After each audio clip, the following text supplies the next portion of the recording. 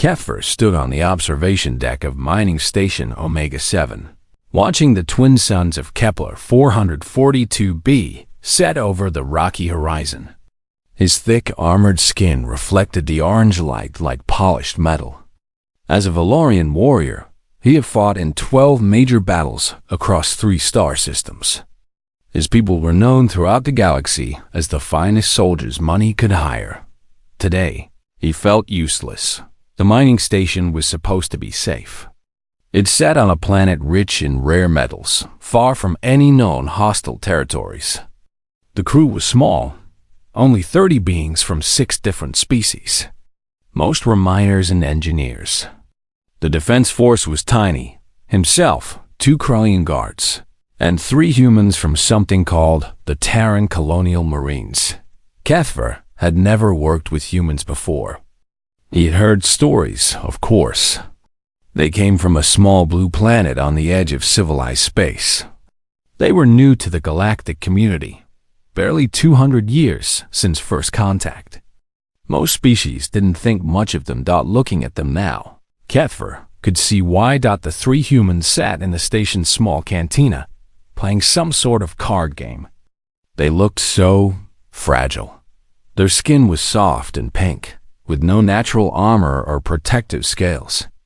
They were shorter than Kepler and much thinner.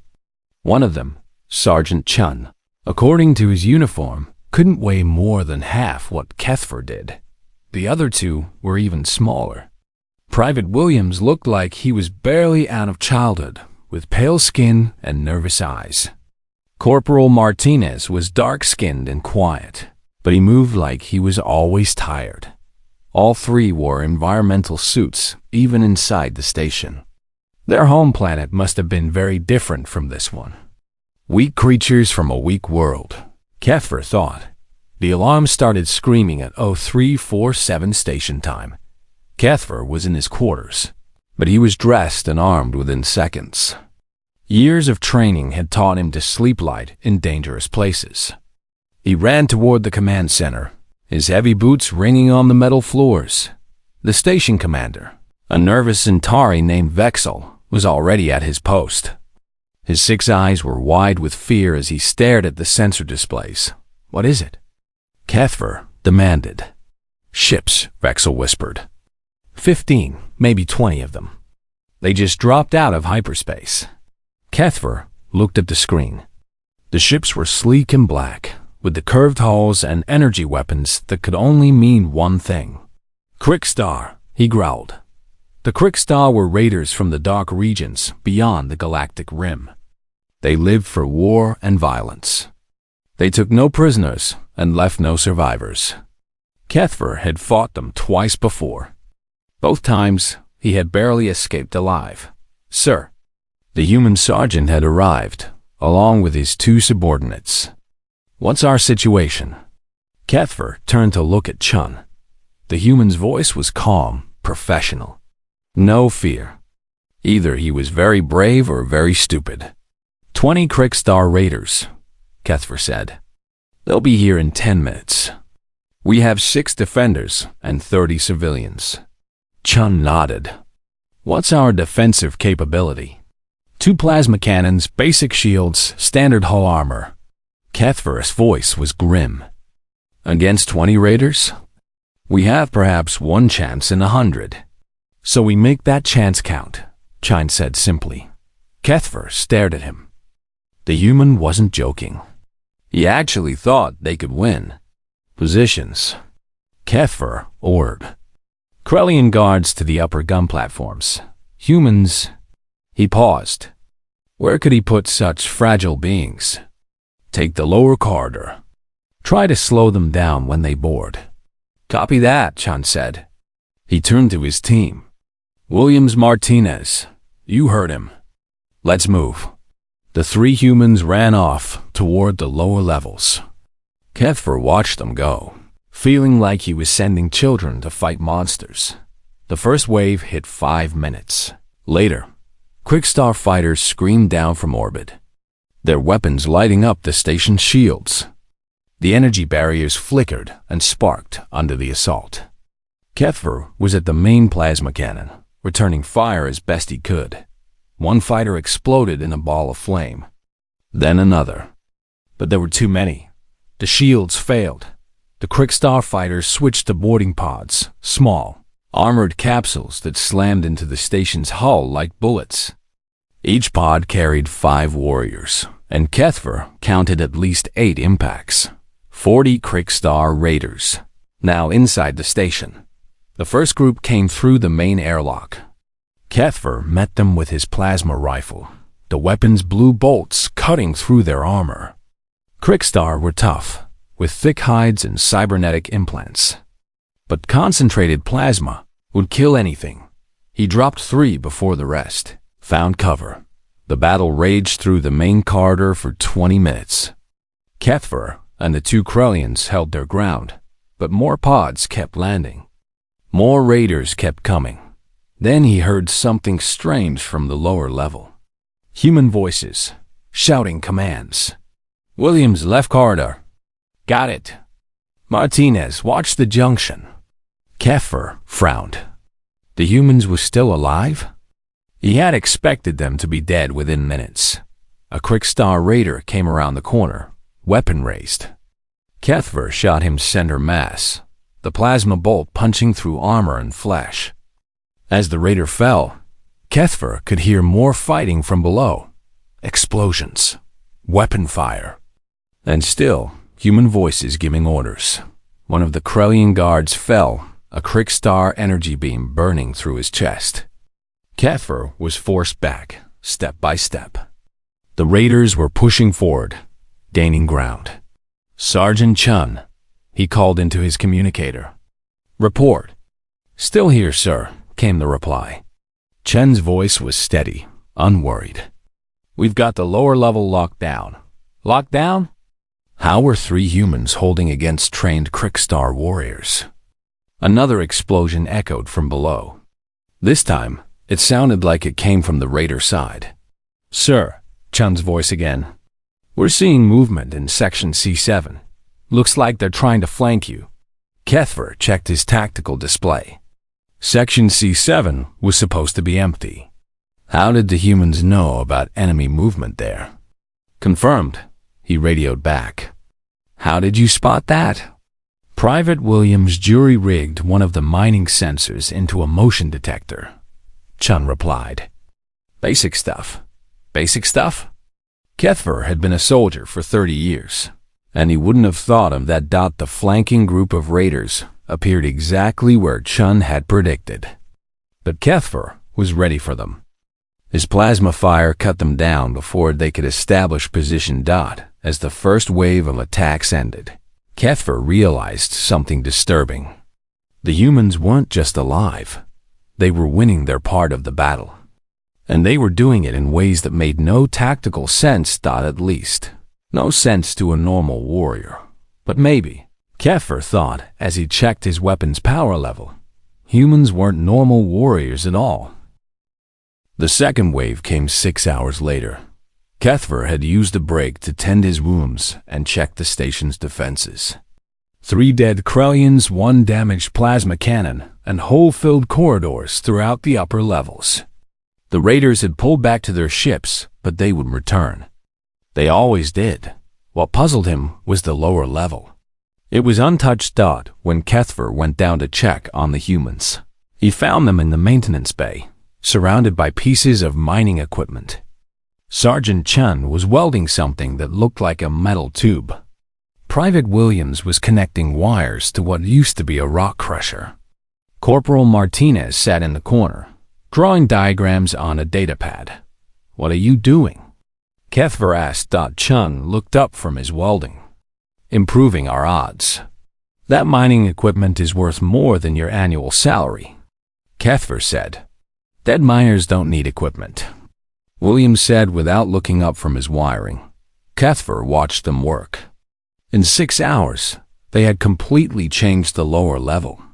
Corridor walls had been opened to create new firing positions. Mining lights had been repositioned to blind attackers. Even the air recycling system had been modified, though Kethver couldn't figure out why. How many raiders did you kill in the first wave? he asked. 12, Martinez said from his corner. 12? Kethver couldn't believe it. I counted 40 that boarded the station. 12 down here, Chun clarified. You and the Krellians got the rest upstairs. Kethver had killed 8 raiders himself. The Krellians had accounted for maybe 10 more before they died. That left 10 unaccounted for. Where are the other 10? He asked. The humans exchanged looks. Williams actually smiled. Trapped in Storage Bay 4, Chun said. We cut off their air supply. They'll be unconscious in another hour. You took prisoners? Information is useful, Martinez said, still drawing. We need to understand how they think. Kethver stared at him. In 30 years of fighting, he had never bothered to study his enemies beyond basic tactical data. You shot them. They died. You moved on. But the humans were different. The alarm started screaming again. This time, 25 pods hit the station. The Krigstar had brought more warriors, but this time, the humans were ready. Kethver ran to his position at the upper plasma cannon, expecting to fight the same desperate battle as before. Instead, he found the corridors eerily quiet. His tactical display showed raider groups moving through the station, but they were moving slowly, cautiously. Chun, he called on the radio. Report. We're channeling them into kill zones, came the reply. Stand by. Channeling them? How could 3 humans channel 60 trained raiders? The answer came 5 minutes later, when the lights went out. Emergency lighting kicked in, casting everything in blood-red shadows. Kethver heard confused shouts from the raider groups. Then the sound of explosions from the lower levels. Power's back in 30 seconds, Williams announced over the radio. When the lights returned, Kethver checked his tactical display. 6 raider signals had disappeared.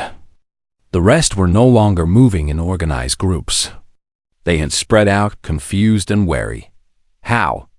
Kethver asked. Pressure mines made from rock crusher charges, Chun explained. We placed them where the raiders would take cover when the lights went out. How did you know where they would take cover? People act predictably when they're scared, Martinez said over the radio. Even Krigstar. The raiders regrouped and pushed forward again. But every time they tried to advance, something went wrong. Floors collapsed under their feet. Ceiling panels fell on their heads. Corridors filled with smoke from damaged air recyclers. None of it was lethal, but all of it was confusing.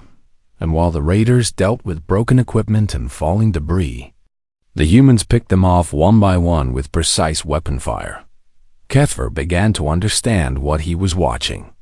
The humans weren't fighting like warriors. They were fighting like hunters. Patient, clever hunters who had turned the entire station into a trap that, by the time the second wave ended, 40 more raiders were dead. The humans had lost no one. Impossible, Kethver muttered as he reviewed the battle data. But the impossible was about to become routine. The third wave came, 12 hours later. This time, the Krigstar tried a different approach. Instead of boarding pods, they used cutting beams to slice holes directly through the station's hull.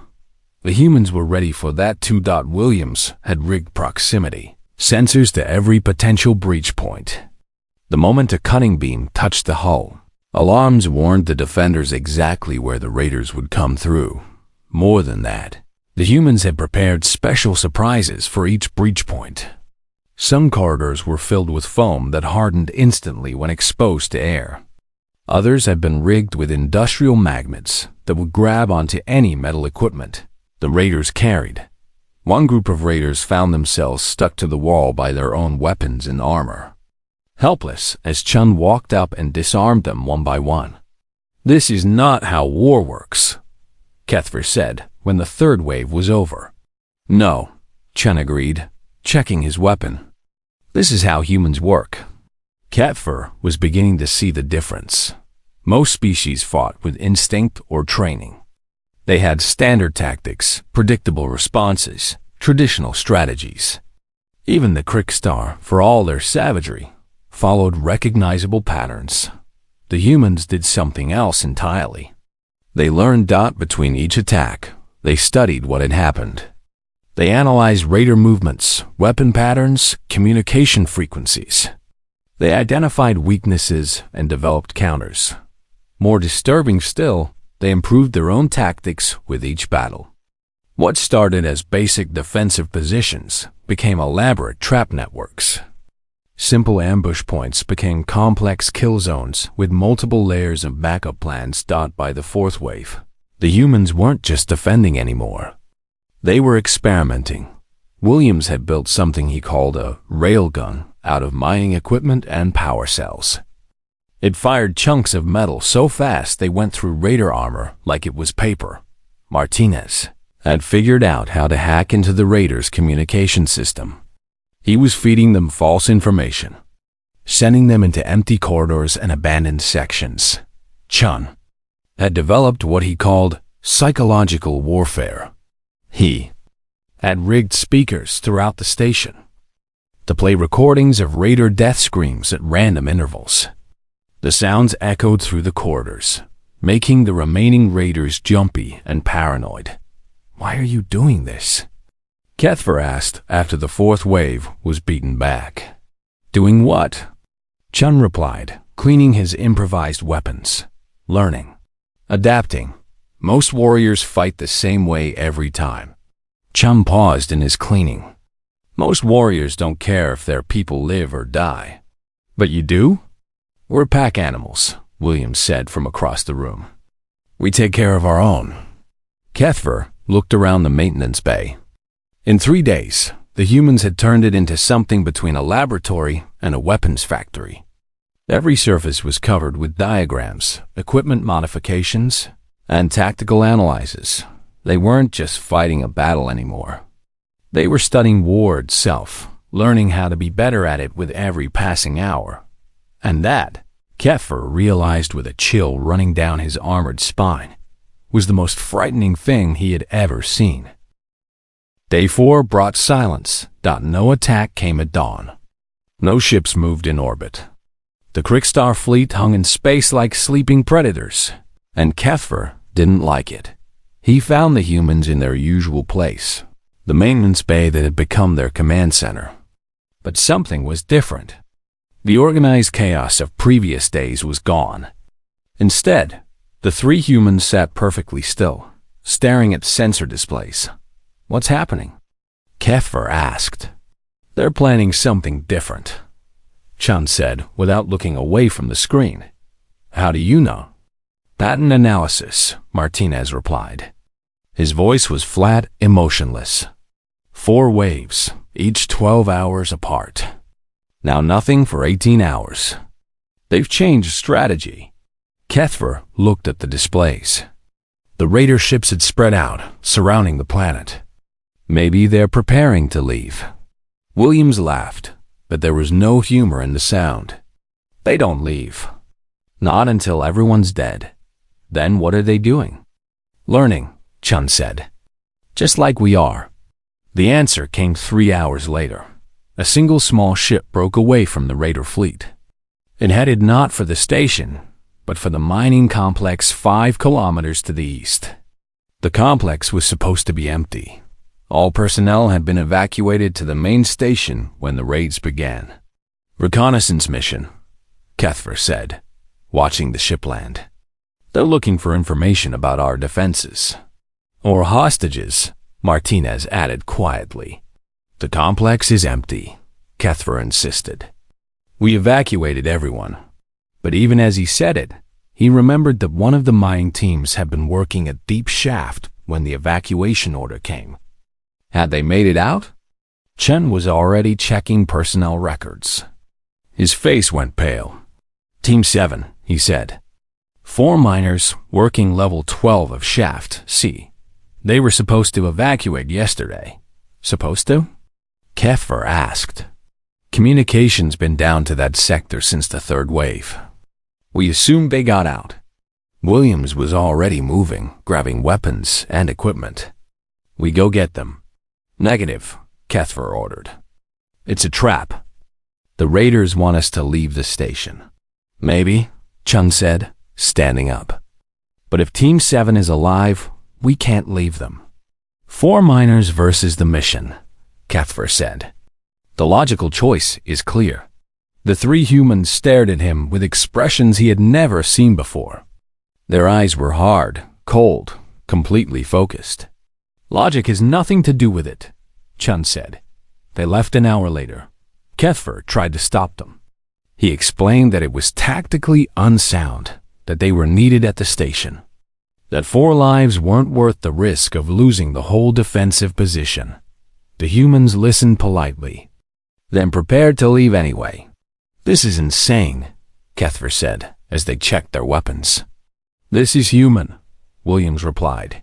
They took a maintenance vehicle, something designed to carry equipment across the rocky terrain between the station and the mining complex. Cathver watched from the observation deck as the small vehicle bounced across the landscape towards certain danger. He had fought alongside many species over the years. Krellians would sacrifice individuals for the greater good without hesitation. Valorians, like himself, understood that honor sometimes required accepting losses. Even the peaceful Zentari knew that survival meant making hard choices. But humans? Humans would risk everything for pack members. Even miners they barely knew. The vehicle reached the mining complex just as the sun was setting. Cathver tracked their progress through long-range sensors as they entered the facility. For 20 minutes, nothing happened. Then the explosion started. Energy weapons lit up the complex like a fireworks display. The single Krikstar ship was joined by 2 more. Whatever had been a reconnaissance mission was now a full assault. Chun. Report, Cathver called over the radio. Static answered him. Williams. Martinez, anyone. Report. More static. The battle raged for 2 hours. Through his sensors, Cathver could see figures moving through the complex. Human heat signatures mixed with the colder traces of Krikstar raiders. The fighting moved from building to building, level to level. Then, suddenly, silence. The Krikstar ships lifted off and returned to orbit. The complex went dark. Cathver spent the next 4 hours trying to raise the humans on radio. Nothing.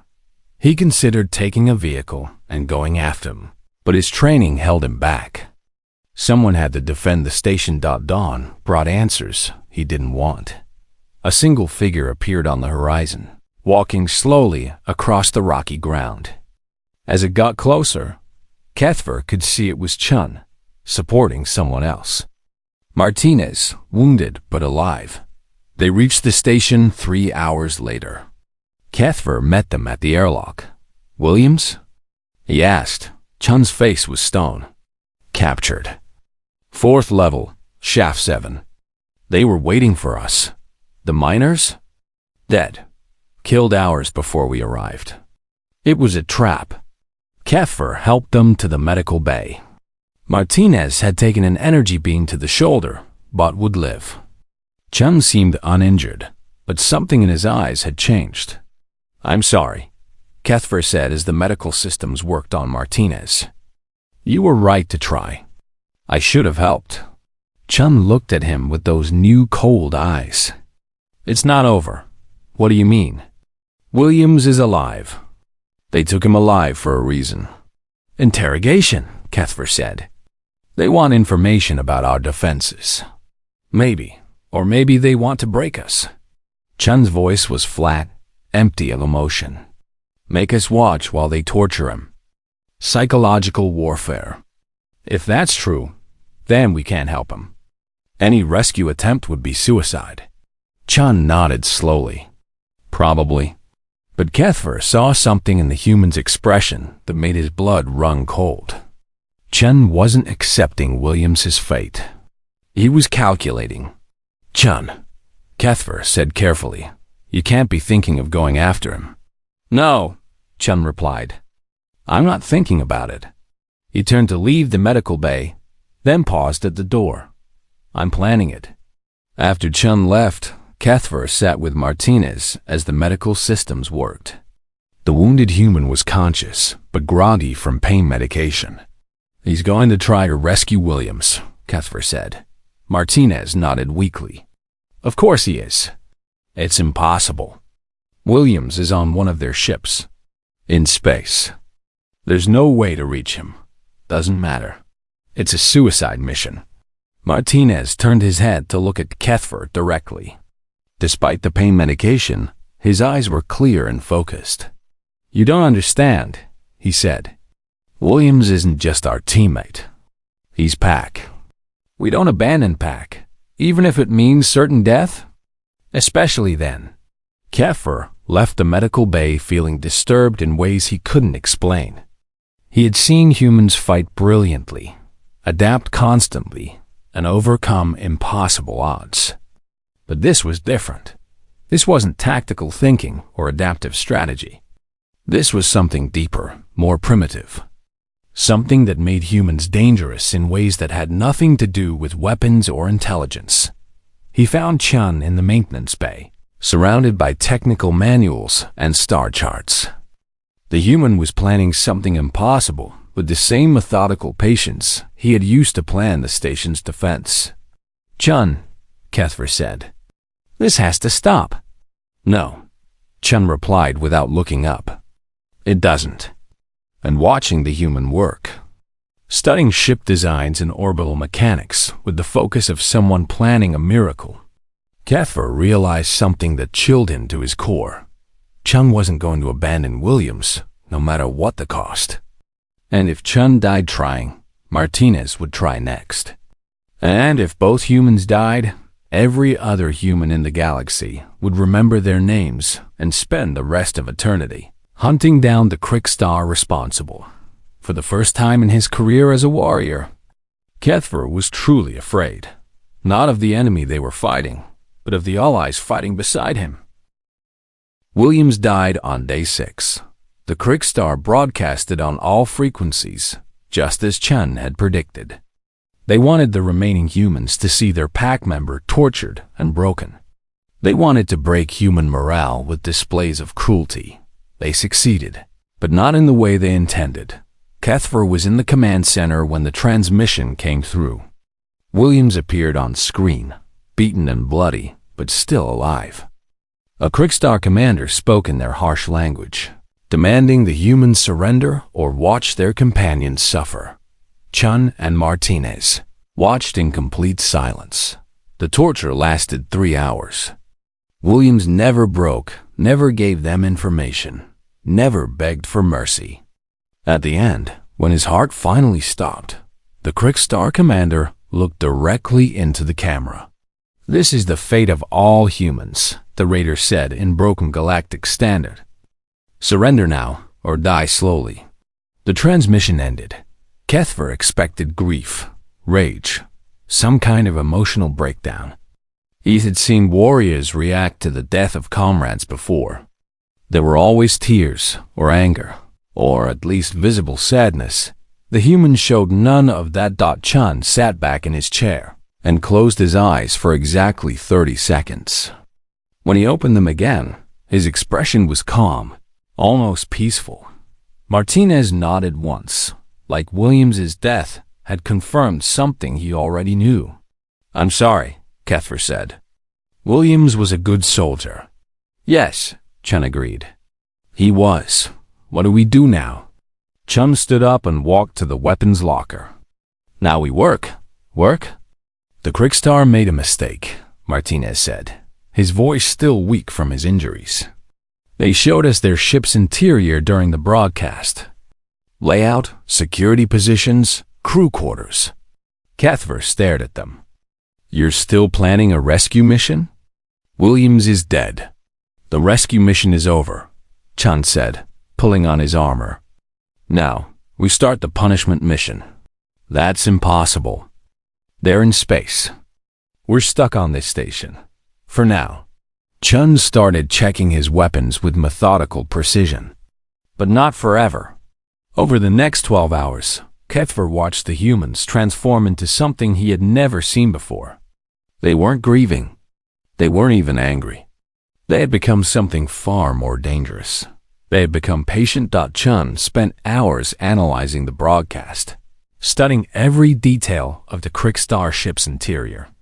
He mapped corridors, identified weak points, cataloged every visible crew member. Martinez, despite his injuries, worked on technical specifications, determining power systems and life support configurations. They weren't planning a desperate assault. They were planning a methodical execution. "This will take time," Chun said when Kethver asked about their timeline. "Weeks, maybe months." "Months? The raiders will leave long before then." "No," Martinez said, looking up from his technical diagrams. "They won't. How can you be sure?" "Because we're going to make them stay." The next raider attack came 18 hours after Williams's death. But this time, the humans fought differently. Instead of defending the station, they focused on damaging raider equipment. Every shot was aimed at weapon systems, engines, communication arrays. They weren't trying to kill raiders anymore. They were trying to cripple their ships. When Krikstar boarding parties entered the station, they found corridors filled with strange obstacles. Adhesive foam that made movement difficult. Electromagnetic fields that scrambled their equipment. Sonic disruptors that caused disorientation and nausea. None of it was immediately lethal, but all of it was debilitating. The raiders who survived the assault stumbled back to their ships confused and sick. 3 of their vessels had sustained major damage to essential systems. What was the point of that? Kethver asked after the attack ended. "Attrition," Chun replied, studying sensor data from the damaged ships. "Every damaged system forces them to stay longer while repairs are made. Every sick raider reduces their effectiveness. You're trying to trap them here. We're trying to learn everything about them. Their tactics, their technology, their weaknesses. Every hour they stay gives us more data." Kethver began to understand the scope of what the humans were planning. This wasn't about defending the station anymore. This was about turning the entire system into a laboratory for studying. Krikstar capabilities. The raiders attacked again 2 days later. Again, the humans focused on non-lethal but debilitating tactics. Smoke that burned eyes and throats. Sonic weapons that caused temporary paralysis. Electromagnetic pulses that fried electronic equipment. More ships were damaged. More raiders were rendered temporarily unable to fight. And with each attack, the humans learned more. They figured out how Krikstar armor was constructed and developed weapons specifically designed to defeat it. They mapped communication protocols and began feeding false information into raider networks.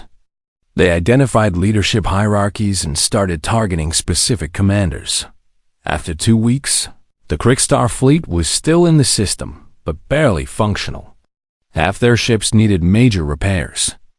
Most of their crew was operating at reduced efficiency due to repeated exposure to human non-lethal weapons. "They should retreat," Kethver said, watching the raider fleet struggle with basic coordination. "They can't," Martinez said. "Their pride won't let them." Krikstar never retreat from inferior species. "But they're losing." "Slowly," Chun agreed. "And that's the point." Kethver felt a chill of understanding. The humans weren't just winning this battle. They were documenting it. Every tactic, every weapon, every psychological pressure point was being recorded and analyzed. When this was over, humans would know everything about how Krikstar raiders fought, thought, and died. "How many human fleets know about this?" Kethver asked. "All of them," Chun said simply. "Real-time data transmission. Every human ship in the galaxy is learning what we're learning here." "That's impossible. The distances involved." "Quantum entanglement communicators," Martinez explained. "Standard human military equipment. What happens here is known on Earth 12 minutes later." The scope of it hit Kethver like a physical blow. This wasn't just 3 humans defending a mining station. This was 3 humans conducting a species-wide learning experiment, with every discovery instantly shared across an entire civilization. The Krikstar weren't just fighting Chun, Williams, and Martinez. They were fighting all of humanity in every battle, forever. Williams knew, Kethver said suddenly. When they captured him, he knew he was going to die. Yes. And he let them torture him anyway. Information gathering, Chun said without emotion. Williams learned about their interrogation techniques, their psychology, their ship's interior. Everything he experienced was transmitted back to us. He died for intelligence data. He died so that no other human would ever have to die the same way. Kethver stared at the tactical displays showing the crippled raider fleet. In 2 weeks, 3 humans had turned 20 elite warships into helpless scrap metal. Not through superior firepower or advanced technology, but through patience, analysis, and methodical adaptation. And somewhere in human space, hundreds of other fleets were reviewing the data, learning the lessons, preparing for their own encounters with Krikstar raiders.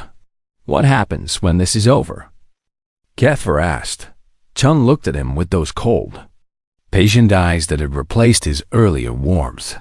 When this is over, Chun said, Krikstar raids on human territory become extinct. Standing in the command center of a damaged mining station, watching the slow death of an entire raider fleet, Kethver finally understood what he was witnessing. This wasn't war. This was evolution. And humanity was evolving into something that would make every other species in the galaxy very careful about who they chose as enemies. The siege ended on day 23, but not how Kethver expected. The Krikstar didn't retreat. They didn't surrender. They simply died, not from weapons fire or explosions, but from something far more systematic. Over 3 weeks, the humans had turned the mining system into a trap designed not just to kill raiders, but to study them while they died. The last Krikstar ship went dark at 0347 station time. Its life support had failed after repeated electromagnetic attacks. The crew was found days later, suffocated in their own vessel. Chun stood in the command center, reviewing final data logs with the same methodical patience he had shown throughout the siege. His report would be transmitted to human command within the hour. It's over, Kethver said. This part is over, Chun corrected. The real work is just beginning. Kethver didn't understand until the rescue ships arrived. 3 vessels dropped out of hyperspace, exactly 72 hours after the last raider died. 2 were standard evacuation transports. The third was something Kethver had never seen before, a human research vessel, equipped with laboratories and analysis equipment. The research team that disembarked was larger than the entire mining station crew. They immediately began collecting every piece of Krikstar technology, every weapon fragment, every scrap of biological material. They interviewed Chen and Martinez for 18 hours straight, recording every detail of every battle.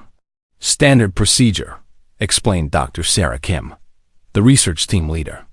Every contact with hostile species generates a full analysis report.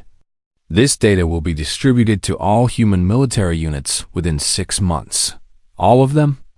Kethver asked. Every ship, every station, every colonial defense force. By the time we're done, every human in the galaxy will know exactly how to defeat Krikstar raiders.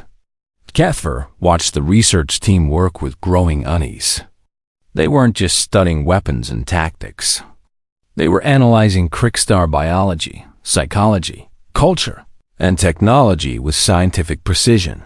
One team dissected raider corpses to understand their physiology and identify vulnerable organs. Another group analyzed communication records to map Krikstar social hierarchies. A third team studied the raider ship designs to identify weaknesses in their construction. This is very thorough, Kethver said to Dr. Kim. We're thorough people, she replied. not looking up from her analysis of a Krikstar energy weapon. When humans encounter a threat, we make sure it stops being a threat permanently. By killing all of them? By understanding all of them. She finally looked at him, and Kethver saw the same cold patience in her eyes that he had learned to fear in chums. Dead enemies can't learn from their mistakes, but we can learn from their failures. 3 months later, Kethver received his new assignment. He was to serve as military advisor to a joint species trading post in the Vega system. Simple, routine, safe.